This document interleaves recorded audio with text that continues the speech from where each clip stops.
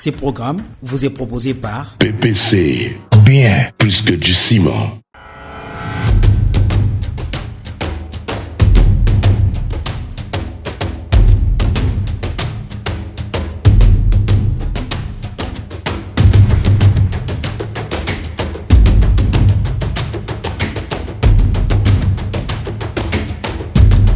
Mesdames et messieurs, merci de nous faire confiance et bienvenue à ce nouveau numéro de votre émission Ça débat, un débat démocratique et sans détour. Vente des concessions pétrolières et gazières en RDC, attention, danger. C'est le titre d'un papier de presse de Human Rights Watch qui essaie d'alerter sur les dangers d'accorder les droits d'exploitation pour le 27 blocs pétroliers et 3 blocs de gaz méthane en République démocratique du Congo. Entre-temps, le ministre des Hydrocarbures, Didier Boudimbo, s'emploie pourtant à promouvoir cet appel d'offres et affirme qu'il s'agira d'une exploitation écologique sans aucun impact négatif sur l'environnement. Bémol tout de même, tout en tenant compte d'une réalité selon laquelle l'exploitation propre des ressources pétrolières ne peut être garantie. Les opposants à l'appel d'offres pétrolier et gazier devraient-ils être écartés sans être écoutés? Les autorités de Kinshasa devraient-elles tenir compte des voix qui s'élèvent et qui défendent les droits des communautés rurales et autochtones, celles qui, en fin de compte, devront payer le plus lourd tribut de cette exploitation? Que gagnerait la RDC dans cette dune? On en parle tout de suite. Et pour en parler, je reçois pour vous Maître Angué Mwamba Serge, avocat au barreau de Kinshasa Matete et analyste des questions juridiques et politiques en RDC, à qui j'ai dit merci d'avoir répondu à notre invitation. Merci. Première question de notre entretien, Maître Angué Mwamba, quel regard avez-vous du secteur pétrolier en RDC? Lesquels secteurs est tenu de main de fer du président Félix Antoine Tshisekedi Tshilombo, précise un rapport de Greenpeace? Merci beaucoup, Monsieur Henri, de m'avoir invité à votre émission. Et je tiens aussi à dire merci à tous les téléspectateurs et tous les auditeurs de votre magazine Ça débat pour l'honneur que vous m'avez fait. D'entrée de jeu, j'estime que mon analyse sur les affaires pétrolières de notre pays est à la fois positive et négative. Pourquoi cette hybridité? Pourquoi la positivité et la négativité? La positivité parce que c'est un secteur qui peut faire galoper le budget de notre pays si on est sérieux. Mais la négativité de ma réflexion se repose sur le fait que seul le président de la République ne fera rien. Il est accompagné notamment par le membre du gouvernement. Il y a le ministre en charge du secteur. Déjà, si il n'est pas compétent, j'assume ce que je dis. Vous parlez de Didier Boudimbo? Je parle de Didier Boudimbo. S'il n'est pas compétent, il fera fausse route au chef de l'État dans le programme de ce qui concerne le bloc pétrolier. Alors, le 12 octobre, il y a eu une ouverture des droits d'exploitation aux souscripteurs internationaux, droits d'exploitation bien sûr de blocs pétroliers. Et ma question est celle-ci, quel avantage offre cet appel d'offres du gouvernement congolais? L'avantage qu'offre, ou les avantages qu'offre le gouvernement congolais en lançant cet appel d'offres, ça se réside dans le fait que aujourd'hui, nous connaissons la crise de l'Ukraine et de la Russie, laquelle crise a apporté une conséquence néfaste sur les taux ou la disponibilité du pétrole dans le monde entier, parce que nous savons tous très bien qu'en dehors des États-Unis, qui est le plus grand pays producteur du pétrole, il y a aussi la Russie. Et avec toute cette guerre, il y a eu une difficulté. Nous avons tous parcouru la pénurie en carburant ici. Mais si la RDC a des personnes qui ont une colonne vertébrale verticale et non horizontale, je pense que ces lancements d'appels d'offres va permettre non seulement à l'exploitation, mais aussi à la réduction du taux de chômage et aussi aux bénéfices dans les paniers de l'État, pour ne pas dire la caisse de l'État, il y aura galopement des chiffres. Maître Angué Mwamba, la RDC est qualifiée de scandale géologique, c'est-à-dire pays qui détient des ressources naturelles, qui génèrent beaucoup d'argent, mais qui malheureusement, ces sommes d'argent ne profitent pas au développement de ces pays. Alors comment renverser la tendance et enlever la peur au ventre? Renverser la tendance, ça sera un peu trop dur. Je pense qu'aujourd'hui, avec le système politique que nous avons, C'est un système qui ne va jamais nous permettre d'aller de l'avant. En tant qu'analyste politique, moi je préconise le fédéralisme comme mode de développement de notre pays. Et ce fédéralisme permettra à ce que chaque région puisse avoir l'autonomie dans le développement ou dans le traitement de ses propres richesses. Aujourd'hui, nous sommes un scandale géologique au monde, un pays riche et béni des dieux, qui a des citoyens incompétents, des parvenus dirigeants, et qui se trouve aujourd'hui les derniers pays où les habitants sont le plus pauvres. Ça, c'est votre analyse? C'est mon analyse. Pourquoi? Parce qu'aujourd'hui, lorsqu'il y a des gens qui sont aux affaires, qui sont appelés aux affaires, ils ne savent pas comprendre l'idée même ou bien le pourquoi de la mission qui leur est confiée. Il y en a qui viennent aux affaires de l'État pour se remplir les poches. Il y en a qui viennent aux affaires de l'État pour rendre leur famille riche. Il y en a qui viennent aux affaires de l'État pour profiter des vacances à l'étranger. Et cela au détriment des avantages et des intérêts de la population, bien entendu. Or, si on est intelligent, on est rationnel, on sait bien partager les ressources de notre pays, je pense que le Congolais aujourd'hui ne vivra pas avec un taux de moins de $1 le jour, et ça sera un peuple qui sera envié partout. Si le Congo est envié, ce n'est pas par rapport à l'intelligence des Congolais, mais c'est par rapport aux richesses que le Congo détient, mais que les Congolais eux-mêmes n'ont pas la capacité de transformer pour attirer beaucoup d'autres choses. Depuis l'annonce de cette décision polémique sur les droits d'exploitation de blocs pétroliers, il y a des voix qui s'élèvent. Le ministre Didier Boudimbo, ministre des Hydrocarbures, persiste et estime qu'il y aura une exploitation écologique saine de blocs pétroliers, même si l'on sait très bien que l'exploitation saine n'est pas possible. Quelle est votre réaction? Dire qu'il y aura une exploitation saine, c'est mettre la charrue avant le bœuf ou aller trop vite en besogne. Je me pose juste la question de savoir, le ministre des Hydrocarbures en disant cela, est-ce qu'il comprend le risque? Est-ce qu'il maîtrise la matière? Parce que moi déjà je les traite d'incompétents. D'autant plus qu'il est arrivé au ministère des Hydrocarbures incapable de comprendre ce qui se passe au ministère des Hydrocarbures. On ne vient pas aux affaires de l'État pour apprendre comment diriger, mais on apprend à diriger avant d'arriver aux affaires de l'État. Vous estimez que Didier Boudimbo n'est pas la personne la mieux indiquée pour J'estime et je pense qu'il n'est pas la personne la mieux indiquée pour diriger ce ministère, parce que lui-même, dans ses sorties médiatiques, il a dit haut et fort qu'en venant au ministère des Hydrocarbures, il ne connaissait rien. Il a fallu qu'il prenne 3 à 6 mois de formation, et qui les forme, c'est le secrétaire général au ministère des Hydrocarbures. Vous allez comprendre l'embroglio qu'il y a dans notre pays. Un ministre qui vient, c'est son subalterne qui vient les former, et puis demain il va lui donner des dictats, et le subalterne peut lui rappeler que tu ne connaissais rien et c'est moi qui t'ai appris. Ce sont des choses un peu où dans notre pays on veut satisfaire les égos des autres en les plaçant à des postes décisionnels, et c'est chose que moi personnellement je n'apprécie pas. Nous sommes sur ce plateau avec Maître Angué Mwamba, avocat au barreau de Kinshasa Matete et analyste des questions politiques et juridiques en RDC. Maître, merci de faire notre compagnie. Première question de cet entretien, Maître Angué Mwamba, qu'en pensez-vous de ces contrastes? Le pays le plus grand pollueur de la planète ne contribue pas, n'est-ce pas, au budget des pays, n'est-ce pas, qui sont en train de résorber la déforestation du climat. Et pourtant, ils interdisent l'exploitation des blocs pétroliers. Comment trouvez-vous ces contrastes? Les contrastes, voudrais-je dire, résident dans le simple fait qu'il y a une concurrence au niveau mondial. La RDC, comme étant pays solution dans les horizons à venir, doit comprendre sa partition. Les Occidentaux ont parlé d'un nouvel ordre mondial.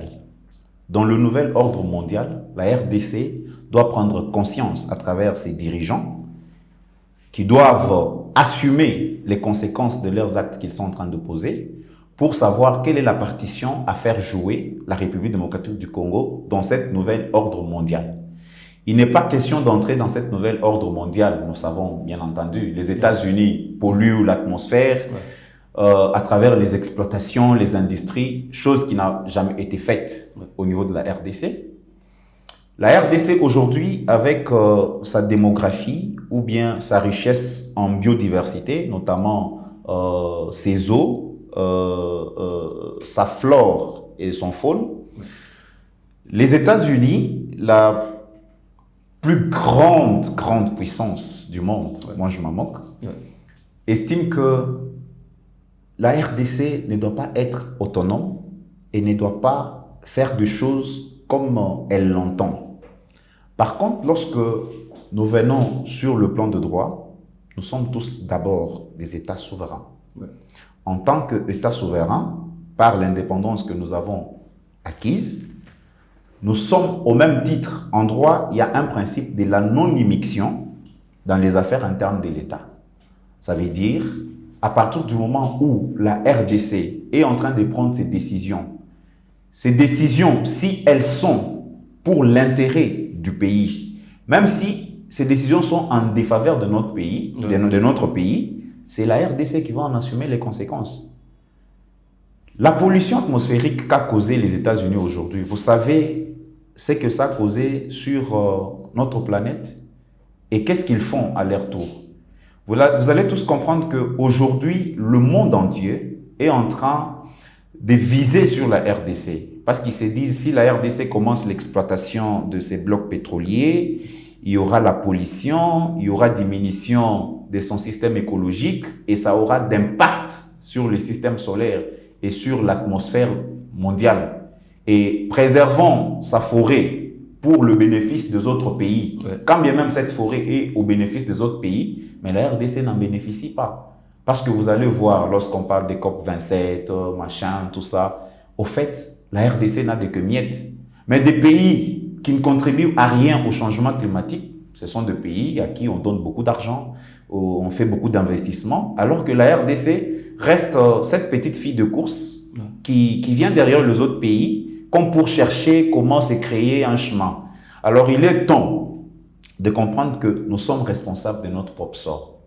Si nous ne savons pas compter sur nous-mêmes, si nous ne savons pas compter sur nos propres capacités, si nous ne savons pas compter sur notre propre savoir-faire, l'homme blanc ne viendra jamais le faire à notre place.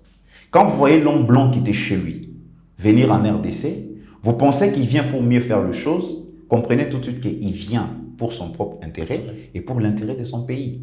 Nous voyons les Indiens, les Indo-Pakistanais qui viennent de chez eux en babouche et c'est une grande fête quand un Indo-Pakistanais quitte chez lui pour venir au Congo. La famille fête, estimant que nous sommes devenus riches. Mais le contraste, c'est que la personne qui vient pauvre, dans moins de 6-7 mois, devient plus riche que même le Congolais même. Alors moi, je nous invite à une unité nationale pour que les choses changent. Nous sommes une jeunesse montante. Vous allez voir que 90% de la population congolaise est constituée de jeunes. Mais ces jeunes qui sont inconscients, ces jeunes qui sont trompés, ces jeunes qui n'ont pas de maturité. Et si nous prenons conscience de ce que nous sommes, de choses que nous sommes capables de transformer, je pense que nous n'accepterons jamais qu'aucune bêtise soit perpétrée sur notre sol congolais. Et vous allez tout de suite comprendre aussi que parce que le blanc n'avait jamais voulu l'intérêt de l'homme noir ou l'intérêt d'un Congolais en particulier, c'est ce qui a causé la mort de certains de nos héros. Notamment, je peux citer Laurent Désiré Kabila. S'il n'avait pas fait face à ces blancs, aujourd'hui, il serait en vie.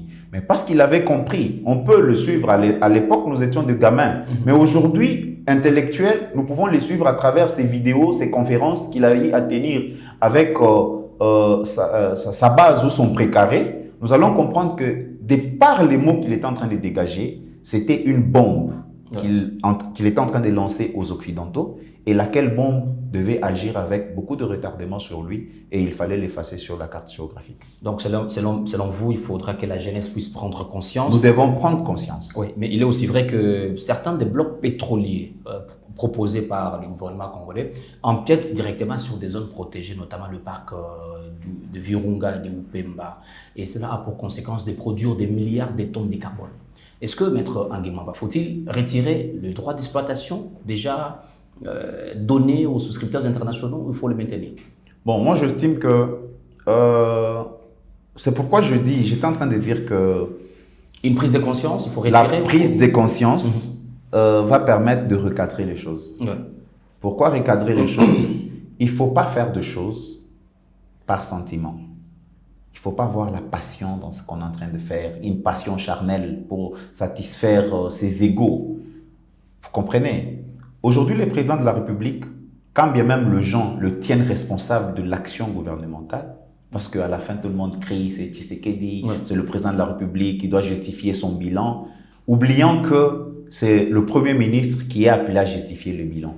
Parce que le Premier ministre, c'est lui qui absorbe même ce plan d'exécution du président de la République et qui les fait exécuter à travers ses ministres. S'il est entouré des ministres incompétents, moi j'estime que le gouvernement de la RDC, l'actuel gouvernement de Samalou Kondé, est semblable à une personne amputée d'une jambe lancée dans une mer où se trouvent des requins. Et j'estime beaucoup de ministres de ce gouvernement sont des requins qui sont en train de suivre le sang d'une personne amputée juste pour le détruire. Et à votre avis, quelle est cette personne amputée de jambes C'est la RDC, comprenez, c'est la RDC. Parce que lorsque nous sommes au pouvoir, nous ne voyons que nos propres intérêts. Par contre, si dans la réflexion, dans l'octroi d'exploitation de ces blocs pétroliers, on avait pu comprendre qu'il fallait protéger certaines zones, je ne pense pas qu'on pouvait déborder. C'est un débordement et moi j'en appelle à la conscience du ministre, s'il a encore ses bons sens et cet humanisme de comprendre qu'il est temps de retirer ces licences d'exploitation. C'est mieux de le faire parce que ça fait partie de notre patrimoine et aussi notre site touristique. Alors, on va chuter avec l'actualité. Le président de la République démocratique du Congo, Félix Antoine Tshisekedi Tshilombo, s'est adressé à la nation. Et il invite les uns et les autres à une forte mobilisation. L'avez-vous trouvé convaincant ou Vous devez comprendre qu'il est président de la République, il a prêté serment, il doit protéger la nation, son unité, et il ne doit tolérer aucune violation. Mais depuis un certain temps, il a expliqué dans son discours qu'il a entamé beaucoup de démarches diplomatiques à travers les 9 pays qui nous avoisinent pour que la paix soit constatée dans notre pays. Mais cela n'a pas été le cas. Et aujourd'hui, personne ne peut en douter. Nul n'ignore que le Rwanda, à travers son bras séculier, le M23, menace la quiétude du peuple congolais.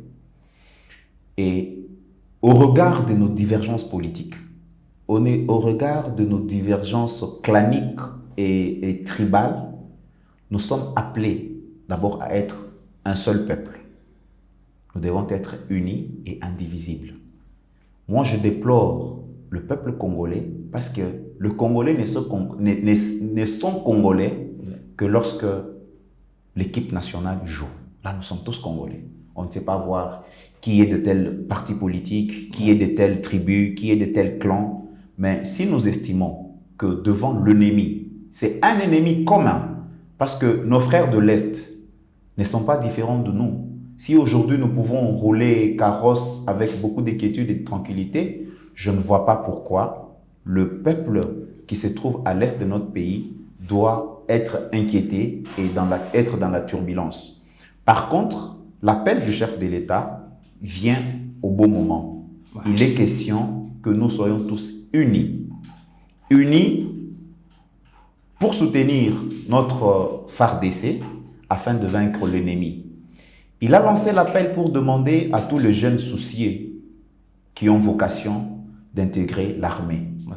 Tout le monde n'a pas vocation à intégrer l'armée, mais tout le monde peut aider notre armée à détecter où se trouve l'ennemi. Dernière question sur l'actualité, plus de 5000 magistrats. La RDC s'est dotée de 5000 magistrats. Donc, on estime que ces recrutements vont, n'est-ce pas, résoudre les différents problèmes évoqués dans les causes et tribunaux. Maître, quelle est votre analyse? Le recrutement ne va pas du tout résoudre le problème rencontré dans les causes et tribunaux, mais j'estime qu'il est temps d'appeler à la conscience de tous les candidats qui ont été recrutés. Ils sont plus de 5000, ils seront repartis en 2 tranches, une tranche pour 2023, une autre pour 2024, je crois 2500 pour 2023 et 2500 pour 2024. Ils doivent comprendre que la justice élève une nation et nous sommes jugés en fonction de la qualité de notre justice. Il y a beaucoup d'abus avec nos aînés qui sont déjà dans la magistrature, à qui j'interpelle pour qu'ils prennent conscience, qu'ils sachent encadrer ces nouveaux parce qu'ils doivent passer par une formation et que ces nouveaux recrues une fois en train de travailler, qu'il redore l'image de cette robe de la justice qui a été détruite. Qu'il change la donne, qu'il change les choses, qu'il se distingue. La justice, comprenez que quand vous entrez dans la magistrature, vous n'allez pas pour y devenir riche. Dans la magistrature, il n'y a pas de richesse. Par contre, on part pour servir le peuple congolais. Si tu veux être riche, abandonne la magistrature, va faire les commerces, Les affaires. va faire l'entrepreneuriat, tu vas devenir riche. Mais si tu pars à la magistrature pour devenir riche, en tout cas, c'est un mauvais départ, c'est une mauvaise base. Par contre, nous allons toujours le rappeler, nous en tant qu'avocats auxiliaires de justice, nous serons toujours là pour aussi les rappeler, parce que nombreux sont de notre promotion, nombreux sont de notre époque. Nous allons toujours les rappeler à ces bons sens.